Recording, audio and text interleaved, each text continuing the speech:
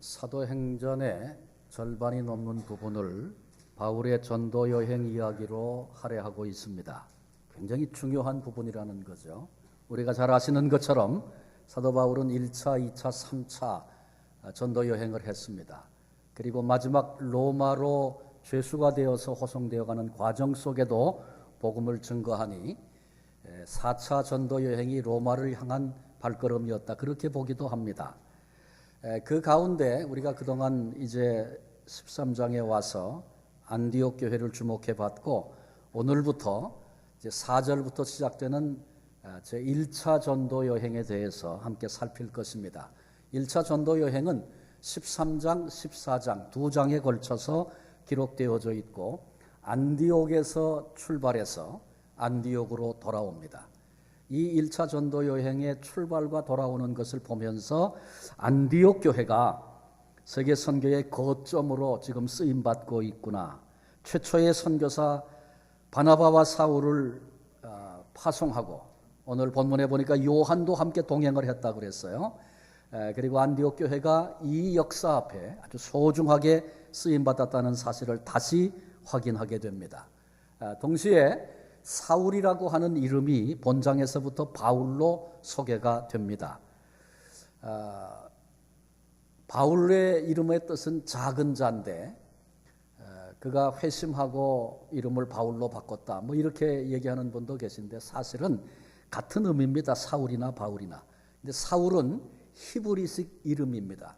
유대인들의 이름이 사울이고 로마식 이름이 바울입니다. 바울은 로마 시민권자니까 당연히 바울이라고 하는 이름이 있었다는 거 기억을 해 두시고요. 당시 로마가 지배하고 있는 세계를 두루 다니면서 이제 복음을 증거하니 그 일에 로마식 이름이 훨씬 더 친근감이 있고 효과적이었다는 것은 우리가 다 아는 사실일 것입니다. 이제 사도 바울의 1차 전도 여행이 시작되는 이야기를 본문을 통해서 우리가 살피게 될 텐데, 먼저 지도를 좀 보면서 전체적인 구조를 좀 이렇게 이해해 보시면 좋겠습니다. 이게 그 당시에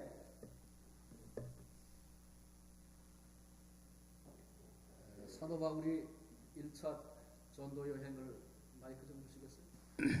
예, 사도 바울이 1차 전도 여행을 갔던 그 지도가 바로 여기 나와 있습니다. 안디옥에서 출발을 합니다. 근데 여기 중간에도 안디옥이 있죠. 이 안디옥은 비시디아 안디옥이고, 이것은 수리아 안디옥입니다. 안디옥 교회 그러면 수리아 안디옥을 얘기합니다. 그 당시에는 안디옥이라는 도시 이름이 많았습니다. 그래서 그것을 구분하기 위해서 수리아 안디옥 그렇게 부른다는 거 이해하시면 좋겠습니다. 안디옥에서 출발을 하죠. 그래서 구브로라고 하는 섬입니다. 이곳이 구브로라고 하는 섬인데, 여기서부터 한 100km 정도 떨어져 있는 그런 섬에 도착을 해서 첫 번째 일정을 갔습니다. 살라미에서 바보에서. 그 다음에 버가로 가고 안디옥으로 가고 이고니온 루스드라를 통해서 더베까지 이르게 됩니다. 그리고 첫 번째 전도여행이 거기서부터 되돌아와서 이제 버가에서 배를 타고 안디옥으로 돌아오는 거죠. 이렇게 지금 일정이 되어 있습니다. 그 가운데 이제 오늘은 안디옥에서 살라미 그리고 바보에 이르러서 감당하게 되는 사역에 대한 얘기를 오늘 이제 함께 같이 좀 나눠 보려고 합니다. 아까 좀 설명을 좀 더 드렸으면 좋았을 거 그랬네요. 안디옥에서부터 예루살렘은 안디옥의 남쪽에 있습니다. 그래서 한 480km, 거의 500km가 떨어져서 있는 곳이 예루살렘 북쪽의 안디옥이고, 이제 안디옥이 지중해를 중심으로 하고 있는 당시에 로마의 지배를 받는 여러 나라 도시들마다 다니면서 복음을 전하는 그런 일들이 시작이 된 것이죠. 그 첫 번째 선교지가 구브로라고 하는 섬입니다. 요즘엔 키프로스라고 그 섬을 그렇게 부르는데, 이 구브로는 바나바의 고향이기도 합니다. 성령께서 인도하셔서 구브로로 이제 첫 번째 선교 여행을 떠났습니다. 배를 타기 위해서 안디옥의 관문인 항구 도시 실루기아, 이 실루기아는 안디옥에서 남쪽으로 한 25km 바로 해변가로 항구 도시입니다. 그곳에 와서 배를 타고 구브로로 갔어요. 구브로까지는 한 100km 정도 항해를 했습니다. 첫 번째 도착한 곳이 살람이라고 하는 구브로 섬의 동쪽 항구 도시입니다. 그곳에서 바울 일행이 여러 회당을 다니면서 유대인들에게 복음을 증거했다. 아주 간단하게 그렇게 기록이 되어 있고요. 그 다음에 한 140km 정도를 남서쪽으로 이동해서 바보라고 하는 지역에 이릅니다. 그 지역은 당시에 로마 총독이 주재하고 있던 곳입니다. 그 총독의 이름이 서기오 바울이라는 이름인데, 놀랍게도 이 전도를 통해서 총독이 예수를 믿는 엄청난 복음의 열매가 그때 첫 선교지에서 열리게 맺히게 됩니다. 바울이 바보에 도착했을 때 총독 서기오 바울이라는 사람이 아주 지혜로운 사람이라고 본문이 증거하고 있는데, 바울 일행을 불러서 하나님의 말씀을 듣고자 했습니다. 그런데 이 총독 측근에 있었던 바예수라는 사람이 있었습니다. 이 사람은 유대인이었고 마술사, 엘루마, 마술사로 불려지는 그런 사람입니다. 바예수의 뜻은 예수의 아들이다, 그런 뜻입니다. 우리 바디메오 기억하시죠? 바디메오, 디메오의 아들, 그런 이름이었는데 그 당시 잘 표현하던 그런 방식이었던 것 같아요. 바예수, 그러니까 예수의 아들, 그런 이름의 뜻을 가진 그런 사람이 유대인인데 마술사로 거기 있었습니다. 그런데 이 사람이 바울 일행이 복음을 전하는 것, 총독으로 듣지 못하고 믿지 못하도록 방해를 했다는 것이죠. 근데 이 바예수라는 사람은 능력을 행하던 사람이었습니다. 근데 분명한 것은 예수의 아들, 이런 이름은 가지고 있었지만 예수의 이름으로부터 나오는 능력이 아니고 악한 영으로부터 약한 영에 붙잡혀서 여러 가지 이상한 일들을 행했던 그런 사람입니다. 그래서 이런 일에 우리도 속질 말아야 합니다. 능력이 나타나고 기적이 있고 역사가 있으면 무조건 따르는 사람은 어리석은 사람입니다. 예수님께서 마태복음 7장에 그날에 많은 사람이 나더러 주여 주여 할 것이다. 내가 주의 이름으로 선지자 노릇도 하고 주의 이름으로 귀신도 쫓고 주의 이름으로 많은 권능도 행치 않았습니까? 나한테 그렇게 말할 사람들이 많이 있는데 그때에 내가 말할 것이다. 내가 너희를 도무지 알지 못하니 불법을 행하는 자들아 내게서 떠나가라. 아주 준엄하게 책망하는 주님의 음성이 거기 나옵니다. 그러니까 어떤 역사가 있고 예수님의 이름을 들어서 이런 일 저런 일 한다고 빙자해서 그렇게 할지라도 거기에 그냥 어리석게 속는 자가 돼서는 안 된다, 그런 말씀이죠. 그런데 여기 서기오 바울이라는 이 총독은 능력을 행하는 엘루마를 보면서, 바예수를 보면서 이 사람 보통 사람이 아니다, 그렇게 생각하고 그 사람을 신뢰하고 자기 곁에 두었습니다. 그러니까 어떤 일을 결정할 때 그에게 묻기도 했을 것이고 그의 지도도 받았을 것입니다. 속은 것입니다. 그런데 이 엘루마가 바울이 와서 복음을 전할 때 믿지 못하게 방해를 한 것입니다. 그때 바울이 성령이 충만해서 엘루마의 악함을 보고 책망하는 이야기가 본문에 기록되어 있습니다. 10절에 보니까 모든 거짓과 악행이 가득한 자, 마귀의 자식, 모든 의의 원수, 엘루마의 정체를 지적하면서 무섭게 책망하고 있습니다. 그리고 11절에 보라 이제 주의 손이 내 위에 있으니 내가 맹인이 되어 얼마 동안 해를 보지 못하리라 하니 즉시 안개와 어둠이 그를 덮어 인도할 사람을 두루 구하는지라. 총독 서기오 바울은 말씀드린 것처럼 엘루마를 능력 있는 굉장한 사람이라고 생각을 했습니다. 그래서 곁에 두고 신뢰도 했습니다. 그런데 바로 그 엘루마가 바울로부터 책망을 받고 내가 맹인이 될 것이다, 해를 보지 못하리라, 그렇게 선포했는데 그 말 그대로 되는 것. 그래서 바울 앞에서 꼼짝도 못하고 실제로 눈이 멀고 헤매는 이 엘루마의 모습을 본 것입니다. 그 결과는 무엇입니까? 12절에 보니까 이에 총독이 그렇게 된 것을 보고 믿으며 주의 가르치심을 놀랍게 여기니라. 바울을 통해서 나타난 능력을 보고 총독 서기오 바울이 예수를 믿게 되었다, 그런 얘기입니다. 이때 바울이 했던 전도를 보면 예수님은 이렇게 믿어야 합니다, 설득하지 않았습니다. 단지 예수님께서 행하신 능력을 보고 그 능력 앞에 그가 굴복하고 주께로 돌아온 것입니다. 전도는 다양한 방법이 있습니다. 그러나 모든 전도가 다 능력이 나타나서 회개하고 돌아온다. 다 그런 것만은 아닙니다. 좋은 집회에 예수 안 믿는 사람 초청하는데 오랫동안 기도로 준비하고, 그래서 그분을 초청해 왔는데 집회 중에 은혜 받고 예수님께로 돌아온다. 이런 역사들이 있죠. 얼마든지. 훌륭한 전도입니다. 또 직접 복음을 선포하는 방법도 있습니다. 하나님의 말씀, 하나님이 세상을 이처럼 사랑하사 독생자를 주셨으니 이는 저를 믿는 자마다 멸망치 않고 영생을 얻으리라. 말씀을 선포할 때 그 말씀이 능력이 되어져서 그 사람의 심령을 변화시키는 그런 역사도 있습니다. 또 진리, 영적인 원리를 잘 훈련받아서 그것을 잘 풀어서 전하는, 개인적으로 설득하는 그런 전도 방법도 있습니다. 또 관계 전도라는 것도 있죠. 이번에 우리 멋진 향기를 했는데 여러 사람들이 자기 관련된 사람 초청하고 기도하고 준비했다가 그 자리에 초대해서 여러 사람이 관심을 갖고 사랑해주고 기도해주고 그러면서 그로 하여금 복음 앞에 문을 열도록 하는 이런 관계 전도. 그것은 뭐 멋진 향기만 그런 게 아니고 우리 목장에서 사람을 전도 대상자를 정하고 기도하고 관심을 쏟고 사랑을 베풀고 초청을 하고 이게 다 관계 전도입니다. 하여간 또 그래서 그 사람에게 나는 이런 경험이 있다고 개인적인 간증을 하기도 하고 다양한 방식으로 전도합니다. 그러나 바울의 경우처럼 능력을 통해서 주님이 증거되고 열매 맺혀지는 그런 전도 방식도 있습니다. 그러나 오해하지 말아야 할 것은 바울이 능력을 행했다고 해서 이 능력이 바울의 것, 바울의 능력이 아니라는 것입니다. 예수님의 능력이었습니다. 성령님의 능력이었습니다. 그런데 주님의 그 능력이 바울을 통해서 나타난 것입니다. 이 사실을 분명히 알아야 할 것입니다. 자, 그렇다면 바울에게 이런 능력이 나타났는데, 바울을 통해서 이런 역사가 있었는데 성도된 우리의 삶에도 이런 일이 가능한 것인가? 어떻게 이런 능력이 나타나는 삶을 오늘 살 것인가? 두 가지를 좀 생각해 보려고 합니다. 첫째는 하나님의 음성에 귀를 기울여야 합니다. 그래야 능력 있는 삶을 살아낼 수 있습니다. 우리 인간은 한계를 지닌 존재입니다. 우리 지식에도 한계가 있고 기억력에도 한계가 있고 가진 능력에도 한계가 있고 우리 생명에도 한계가 있습니다. 그래서 인간이 아무리 열심히 노력한다고 해도 그 한계를 뛰어넘을 수 없는 것입니다.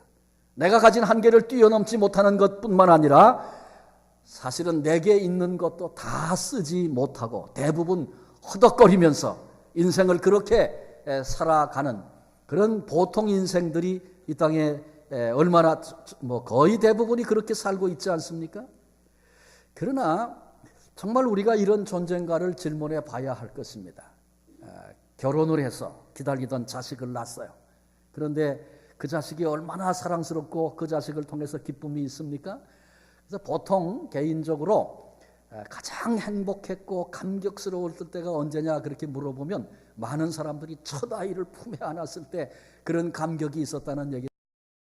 얘야 너는 사람들에게 알려주고 인류에게 공헌하는 꼭 필요한 그런 사람이 되거라. 이런 소원과 열망이 부모된 이들의 마음속에 누구에게나 다 있기 마련입니다.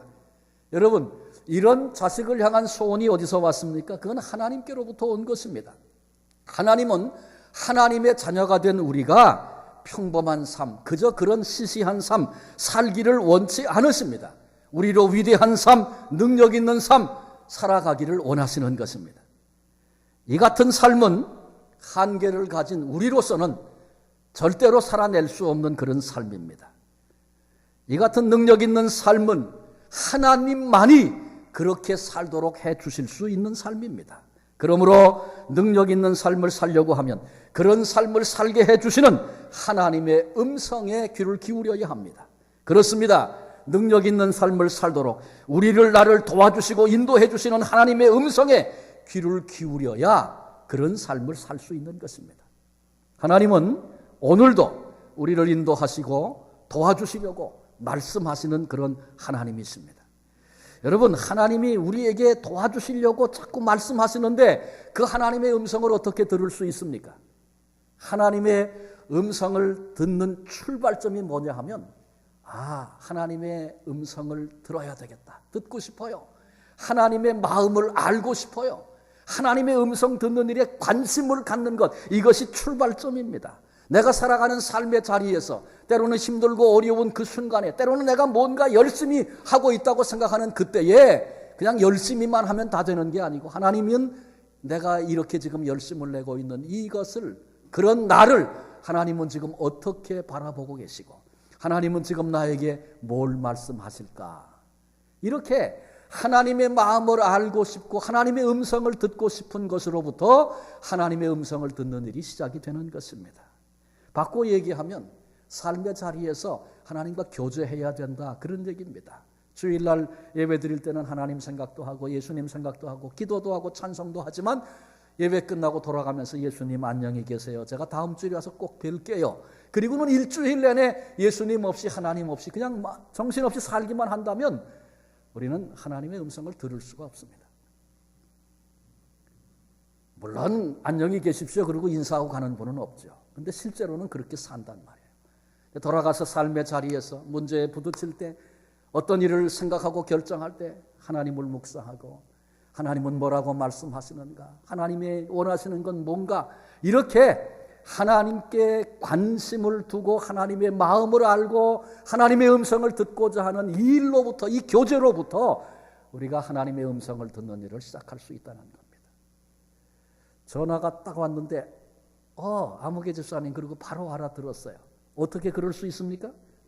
그 집사님 목소리가 하도 특이해서. 물론 그런 경우도 있겠죠. 근데 첫 음성 딱 알아들을 수 있는 것은 자주 교제한 사람이에요. 그 음성을 자주 들었어요. 그랬기 때문에 첫 음성 탁 나올 때 아무개, 요즘에는 핸드폰에 이름도 뜨니까 뭐 알고 뭐 이리 얘기도 하지만 그런 거 말고 정말 음성만 딱 듣고 아는 것은 교제가 있을 때 가능한 일입니다.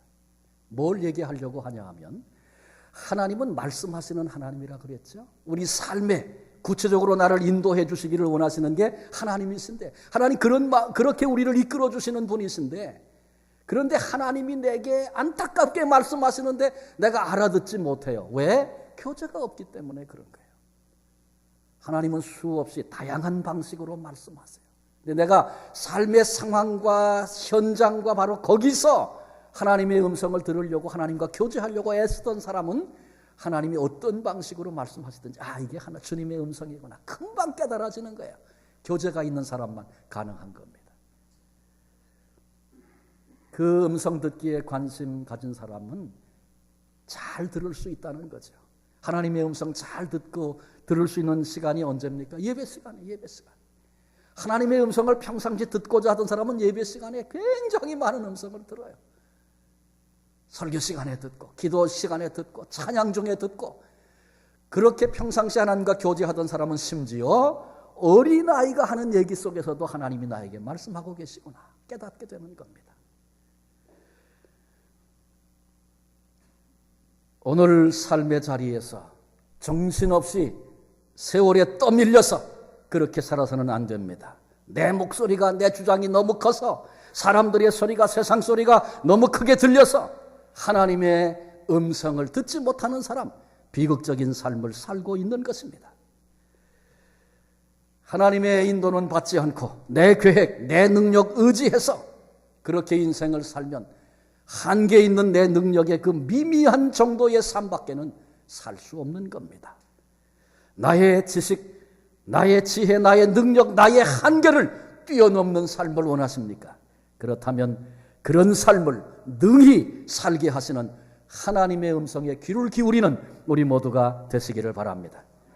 두 번째로, 하나님의 음성을 들었다면 이제는 순종해야 합니다. 많은 사람이 능력 있는 삶을 살지 못하는 이유는 듣기는 들어도 순종하지 않기 때문에 그렇습니다. 등산을 굉장히 좋아하던 집사님 한 분이 있었다 그래요. 집사 임명을 받고 나서 내가 이제 집사가 됐으니 주일날 산에 가는 거 그만하자. 그리고 작정을 하고 이제 산에 가는 걸 멈추고 주일날은 반드시 예배하려고 애를 썼습니다. 그런데 시간이 좀 경과하면서 좀이 쑤시고 산 생각이 나서 견딜 수가 없는 거예요. 그런데 어느 날 아주 따뜻한 봄날, 날씨가 기가 막힌데 더 이상은 참을 수가 없어서 하나님 죄송해요, 내가 산에 가서 예배할게요. 그리고는 예배를 아주 거르고 준비를 해가지고 산꼭대기 정상에 올라갔어요. 올라가서 야호 그러고 소리 지르니까 기분도 좋고 공기도 그렇게 맑고, 야, 내가 오늘 여기 오기를 정말 잘했다. 기분이 좋아서 싸운 음식도 먹고 커피도 마시고 그랬어요. 그런데 밥을 먹고 나니까 노곤한 게 잠이 오는 거예요. 그래서 기왕에 이 좋은 날씨 왔으니 낮잠도 한번 즐기고 가자. 그래서 들어놓고 잠이 들었는데 뭔가 느낌이 이상해서 벌떡 깨보니까 벌써 어두워진 거예요. 그리고 온도도 떨어져서 자다가 굉장히 피곤해서 그 깊은 잠을 잤던 모양이죠. 깼어요.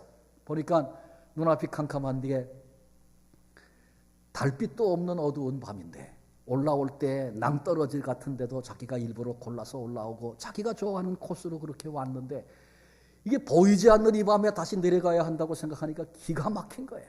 그래서 머리가 쭉 비스는데 하여간 긴장을 하고 조심해서 더듬거리고 내려오기 시작합니다. 그러다가 그만 낭떠러져서 굴렀어요. 정신없이 막 허우적거리다가 정말 다행인 것은 나뭇가지 하나를 붙잡게 된 겁니다. 그 나뭇가지에 대롱대롱 매달려가지고 점점 기운은 빠지는데 어쩔 수가 없어요. 그래서 기도하기 시작했어요. 하나님 정말 죄송합니다. 나 한 번만 구원해 주세요. 내가 다시는 주일날 예배 빼먹고 산에 가는 거 이거 안 하겠습니다. 나 좀 구원해 주세요. 그리고 기도를 했는데 하나님의 음성이 들렸답니다. 얘야, 너는 내가 너를 구원해 줄 것을 믿느냐? 그렇게 말씀하시더래요. 그래서 하나님 믿고 말고요. 제가 집사 아닙니까? 그러니까 이 지금 위험한 순간에도 기도하지요. 하나님 나 좀 건져주세요. 그랬더니 하나님이 말씀하시는데 그래, 내가 너를 구해주지. 네가 지금 붙잡고 있는 그 나뭇가지를 놓아라. 하나님이 그러셨답니다. 이 사람이 깜짝 놀라고 이게 무슨 소리야? 붙들고 있는 나뭇가지를 놓으라니. 내가 뭐 잘못 들었지? 그 다음에는 이렇게 소리 질렀다 그래요. 저 하나님 말고 그 위에 누구 없습니까? 나 좀 도와주세요. 정말 매달려 씨름하다가 나중에 기운이 빠져가지고 나뭇가지를 놓칠 수밖에 없었대요. 우와, 이제 죽었다. 그리고 이제 나뭇가지를 놓쳤는데 떨어져 보니까 웬걸 다리에서 30cm 떨어져 있었답니다. 깜깜하니까 그게 깊은 낭떠러지인 줄 알고 떨어지면 죽을 줄 알았어요. 여러분, 하나님이 이렇게 해라 우리에게 말씀하셔도 이 음성을 들은 자가 순종하는 것 그렇게 쉽지 않습니다. 왜 그렇습니까? 하나님이 우리를 통해서 이루기를 원하시는 삶은 사람의 지혜나 사람의 능력을 초월한 것이기 때문에 하나님이 주시는 방식이 종종 상식적인 방법이 아닌 경우가 많습니다.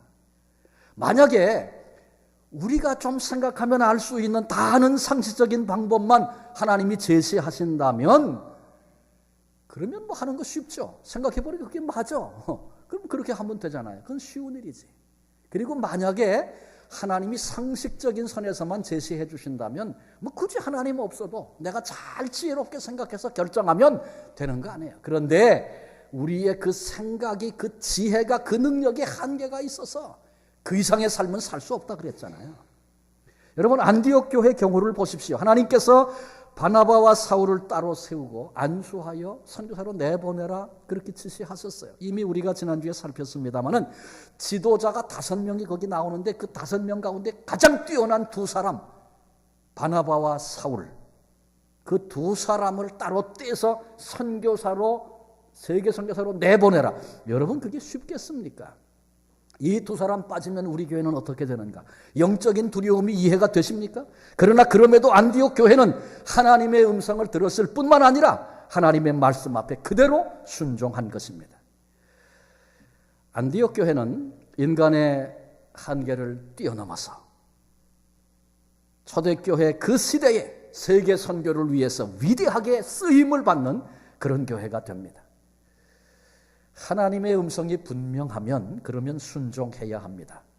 본문에 바울이 능력 전도를 했다 그렇게 말씀드렸는데 이것도 여전히 순종의 결과입니다. 선교여행을 시작할 때 4절에 보니까 2사람이 성령의 보내심을 받아 실루기아에 내려가 거기서 배 타고 구브로로 가서 그렇게 말씀했어요. 여기 구브로는 바나바의 고향이라 그랬죠. 근데 구브로로 가자 그러면 사울이 기분 나쁠 수 있잖아요. 왜 니네 고향을 제일 먼저 가냐? 이거는 페어하지 않다. 내가 가서 머물던 다소도 여기 그리 멀지 않은데 다소에 먼저 가자. 뭐 이럴 수도 있잖아요. 내 고향으로 가자. 뭐 그럴 수도 있고요. 그런데 그러지 않고 성령께서 가라. 성령이 보내실 때 성령의 보내심을 받아 성령이 보내실 때 순종하여 아무 이의 없이 그 길을 갔다는 것입니다. 마법사 엘루마가 방해했죠. 10절에 보니까 이르되 모든 거짓과 악행이 가득한 자요 마귀의 자식이요 모든 의의 원수요 주의 바른 길을 굽게 하기를 그치지 아니하겠느냐. 이때 했던 바울의 말은 대단히 심한 그런 말을 하고 있습니다. 이 마귀의 자식아, 아주 대놓고 얼굴을 바라보면서 그렇게 말한 거예요. 왜 바울이 이렇게 말할 수 있었습니까? 전도의 방해를 받으니까 신경질이 나서 기분 나빠서 한번 던진 말입니까? 아닙니다. 9절은 이렇게 말합니다. 바울이라고 하는 사울이 성령이 충만하여 그를 주목하고 그렇게 말씀하고 있어요. 바울이 성령 충만해서 그때 성령이 보여주시고 성령이 지시하신 것이 있어서 순종하여 그 말을 했다, 그런 얘기입니다. 방해를 받는 순간에 바울이 순간적으로 하나님 이걸 어떻게 대처해야 합니까? 하나님께 질문하고 여쭤봤는지 모르겠어요. 아무튼 그 순간에 성령 충만했던 사도 바울에게 주신 말씀이 있어서 이같이 말했다, 그런 얘기입니다. 11절에 보라 이제 주의 손이 내 위에 있으니 내가 맹인이 되어 주의 심판의 손이 벌써 임했다, 너 맹인이 될 거다, 이렇게 지금 바울이 말하잖아요. 이것은 자기가 만들어서 한 말이 아니고 들은 말, 주신 말, 성령이 하라고 하신 말씀을 그대로 한 겁니다. 그런데 여러분, 그것도 쉬운 일 아닙니다. 성령께서 분명히 말씀하셨는데 그 말을 지금 내가 뱉어내는 거 대단히 어려운 일이라 그런 얘기죠. 쉽지 않다는 거죠. 주의 심판의 손이 내 위에 있다, 해를 보지 못하고 내가 맹인이 될 거다, 그렇게 말했는데, 내가 그렇게 말했는데 그 사람이 여전히 눈을 멀뚱멀뚱 뜨고 나를 쳐다보고 있다면 어떻게 될까? 이런 두려움 왜 없겠어요? 그래서 순종이 쉽지 않은 겁니다. 그러나 순종해야만 하나님의 능력을 체험하게 된다는 사실을 우린 결코 잊지 말아야 할 것입니다. 하나님의 음성이 들렸어요. 감동이 왔어요. 깨달았어요. 그런데 가만히 있다면 아무 역사도 일어나지 않습니다. 하나님이 원하시는 삶, 능력 있는 삶을 살기를 원하신다면, 그렇다면 하나님의 음성에 순종해야 합니다. 때로는 상식에 어긋나는 말씀이 들려올 수 있습니다. 그 말씀 생각해 보니 가능성이 희박하다, 그렇게 느껴질 수도 있습니다. 그러나 하나님의 음성이다, 확인됐다면 그 확인된 하나님의 음성 앞에 순종하는 것, 그 삶이 복된 삶입니다. 그 삶을 통해서 하나님의 능력을 경험하게 되는 것입니다. 그러나 그렇다고 해서 머릿속에 떠오르는 모든 생각이 하나님의 음성이다, 그렇게 말하는 것은 결코 아닙니다. 하나님은 다양한 방식으로 말씀하세요. 음성으로 사울아 사울아 그렇게 말씀하실 때도 있었죠. 모세야 부르실 때도 있었어요. 그러나 그 경험은 아주 드문 그런 경험이라고 생각을 해요.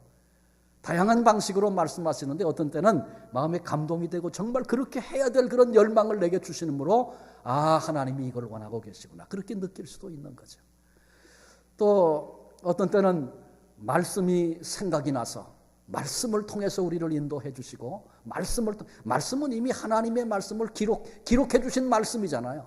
그러니까 그 말씀을, 성경을 읽고 묵상하고 거기서 하나님의 음성을 듣는 거 너무너무 귀한 방식이죠. 성경을 통해서 우리에게 말씀하시고, 또 어떤 상황이나 아까도 말씀드렸지만 어린아이의 하는 얘기를 통해서도 하나님의 음성을 들을 수 있어요. 그런데 우리 생각 속에 강하게 내 생각을 지배하고 있는데 그것이 전부 하나님께로부터 온 것이다, 그렇게 단정하면 굉장히 위험에 빠질 수 있습니다. 사탄도 우리에게 우리의 마음을 움직여서 그런 열망을 갖게 만드는, 정욕을 붙잡게 만드는 그런 일도 얼마든지 많이 있다는 것이죠. 그래서 어떤 그런 열망과 마음이 생기면 이것이 누구로부터 온 것인가를 시험해 봐야 합니다. 성경에 비추어서, 약속에 비추어서 이게 과연 하나님이 하시는 말씀일까, 음성일까 확인해 봐야 한다, 그런 얘기입니다. 잘 구분이 안 되면 그걸 놓고 기도하면서 하나님이 평강과 기쁨을 주실 때까지 기도로 나가야 할 것이고, 영적인 리더들에게 같이 상담도 하고 기도 요청도 해서 함께 하나님의 음성을 분별하는 그런 시간도 우리에게 필요합니다.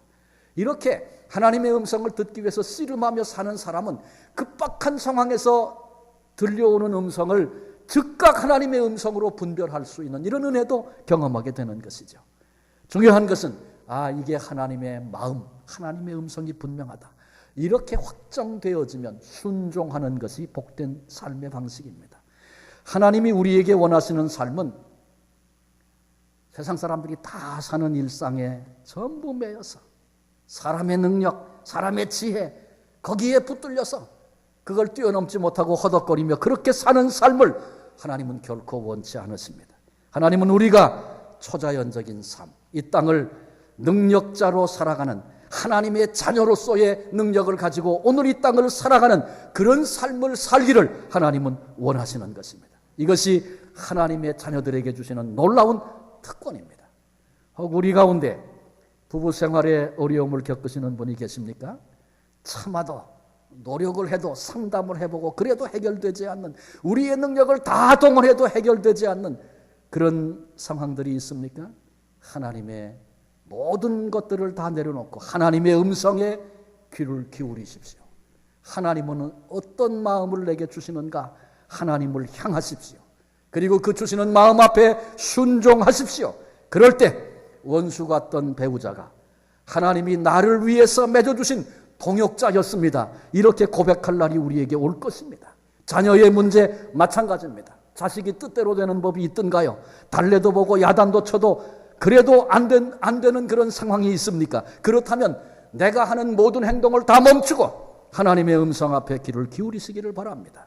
우리의 능력과 우리의 지혜를 초월한 삶을 가능하게 하시는 하나님께서 포기할 수밖에 없었던 자녀를 사람들에게 칭찬받고 하나님이 칭찬하는 그런 자녀로 세워주실 수 있습니다. 사업도 직장 생활도 마찬가지입니다. 이렇게 저렇게 다 해봤는데 여전히 막다른 골목입니까? 해결의 쓴마리가 보이지 않습니까? 내 노력을 멈추고 고요히 하나님의 음성에 귀를 기울이십시오. 그래서 나의 한계를 뛰어넘고 하나님만이 해주실 수 있는 그런 삶을 내 삶의 자리에서 경험할 수 있는 복된 성도들이 되시기를 바랍니다. 혹 우리 가운데 막다른 골목에서 절망의 자리에서 위기의 한가운데서 그래서 지금 두려운 마음을 갖고 계신 분은 안 계십니까? 혹시 하나님께서 나로 하여금 인간의 한계를 깨닫게 하시기 위함인지도 모릅니다. 그래, 인간은 한계가 있단다. 네가 할 수 없는 것이 있는 거야. 결국은 그 한계 앞에 더 이상 앞으로 갈 수 없는 때가 있다는 것, 우리로 보게 하심인지 모릅니다. 내가 내 지혜만을, 내 능력만을 의지하고 산다면 그 한계에 갇혀서 시시한 삶 살다가 그렇게 끝나고 말 것이다. 자녀된 너를 위해서 내가 계획해 놓은 특별한 삶이 있단다. 내 생각을 포기하고 한번 내게 맡겨보지 않겠니?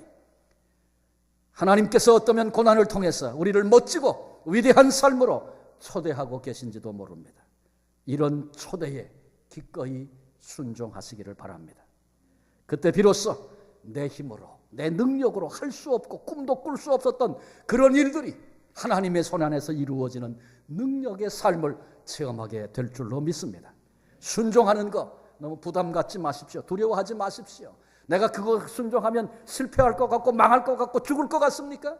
하나님이 우리를 망하게 하시려고, 죽게 하시려고 우리에게 말씀하시는 법이 없습니다. 오히려 그 순종을 통해서 하나님의 능력을 경험하게 하십니다.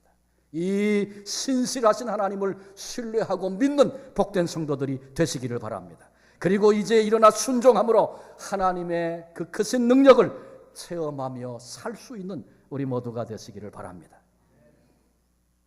바울이 순종할 때 서기오 바울이라는 총독이 주께로 돌아왔어요. 그렇게 말합니다. 그렇게 된 것을 보고 믿으니라. 그렇게 된 것을 보고.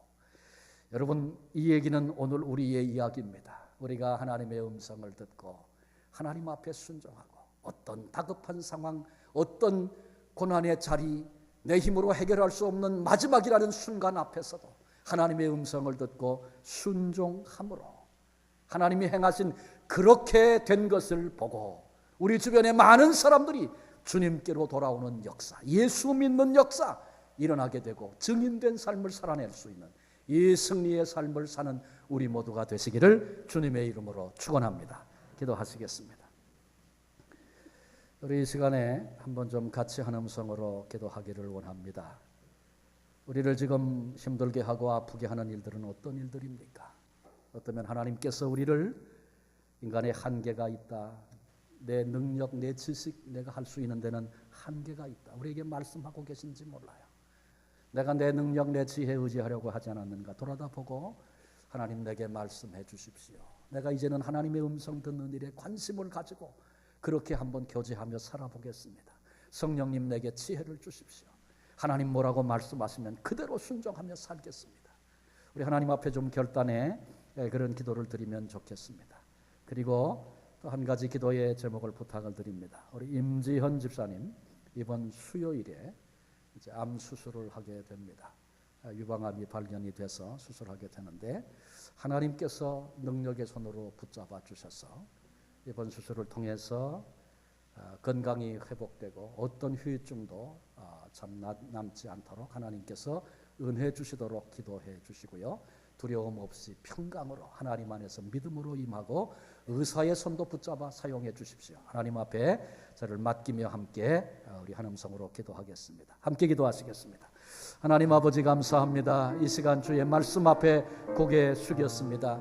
우리의 지식은 우리의 능력은 한계여서 결국은 아무것도 아닌 다 무너져 내리는 내 인생 앞에 우리들이 서야 할 순간이 오게 되는데 그런 삶 살지 않게 능력의 삶 살게 하시려고 우리를 인도하시고 말씀하시는 하나님을 찬송합니다. 우리가 하나님의 음성 듣기를 사모하지 못했고 주의 인도함 받기를 기대하지 못하고 내 생각으로 내 의지로 살아왔던 우리의 불신앙을 용서해 주옵소서. 아버지 하나님 이제 주의 음성 듣는 일에 관심을 가지고 나의 삶의 자리에서 귀를 기울이며 하나님께 여쭤보며 주의 인도하심을 구하며 하나님과 교제하는 저희들 되게 하셔서 어떤 상황 어떤 자리에서도 어떤 방식으로 말씀하시든지 주님의 음성 듣는 일에 민감하고 그리고 훈련되어져서 하나님의 음성을 깨달아 들을 수 있는 우리들 되게 해 주옵소서. 들을 뿐만 아니라 순종함으로 나가게 하소서. 하나님의 능력을 체험케 해주시기 원합니다. 이제 우리 임지연 집사님 이번 수요일에 수술하게 될 텐데 하나님의 손길을 의지하고 기도합니다. 능력의 주님, 우리 인생을 변화시키시는 주님, 아버지 하나님께 아버지 모든 것이 있는 것을 믿습니다. 의사의 손길도 붙잡아 주시고 집사님의 마음에 평안도 주시고 하나님 이 수술을 통해서 모든 육체의 약함들이 다 제거되고 회복되게 하시고 하나님 행하신 그 일을 보고 아버지 하나님께 영광을 돌릴 수 있도록 하나님 도와주시옵소서. 하나님이 함께 해주실 줄로 믿습니다. 하나님이 역사해 주실 줄로 믿습니다. 크신 하나님을 찬송합니다. 저희들에게 오늘도 은혜로 임하셔서 우리가 가지고 있는 인생의 한계 다시 생각하게 하시고 그래서 마침내 노력하고 달려가고 수고했어도 그 한계 앞에 무너져 내릴 수밖에 없는 것이 우리 존재인데 그 한계를 뛰어넘어 하나님의 능력의 손길에 붙들려 사는 것이 우리 아버지의 소원임을 말씀을 통해 확인케 하셔서 감사드립니다. 담대하게 하시고 주의 음성 듣기를 사모하게 하시고 순종하는 종들이 되게 하셔서 우리 생애 속에 나는 꿈도 꿔보지 못한 그런 일들이 하나님의 손안에서 이루어지고 역사되어지는 하나님의 은혜를 체험하며 살 수 있는 믿음의 사람들 다 되게 해 주옵소서. 합심에 기도했던 임 집사님의 수술 위에 주의 손이 함께 하실 줄로 믿습니다. 담대하게 평안으로 임하게 하시고 아버지의 영광이 되게 해 주옵소서. 우리 남은 생활 속에 그렇게 된 것을 보고 주께로 돌아오는 사람들이 생겨질 수 있는 증인들이 다 될 수 있도록 축복해 주옵소서. 감사하옵고 예수 그리스도의 이름으로 기도합니다. 아멘.